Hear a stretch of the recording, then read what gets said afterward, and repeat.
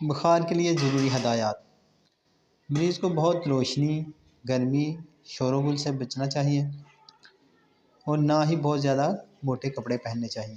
بستر کے کپڑے بھی بہت موٹے نہیں ہونے چاہیے اور نہ ہی دیگر ایسی بات ہونی چاہیے کہ جس سے مریض کی نیند میں خلل پڑے اور بے چینی پیدا ہو۔ مریض کو پانی تھوڑی تھوڑی مقدار میں بار بار پلانا چاہیے تاکہ پسینہ آنے میں سہولت ہو۔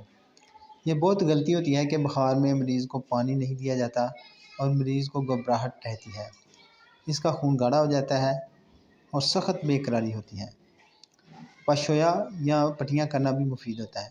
پٹیاں کرنے کا طریقہ یہ ہوتا ہے کہ پانی میں کپڑے کو ڈپ کریں اور یہ کپڑا جو ہے مریض کے پورے جسم میں پھیریں، یعنی کہ پورے جسم میں اس کپڑے کو لگا کے مریض کا جسم جو ہے وہ گیلا کر دیں اور اس جو ٹمپریچر کی ہیٹ ہے اس سے یہ جو جسم آپ نے گیلا کیا ہے وہ خشک ہو جائے گا۔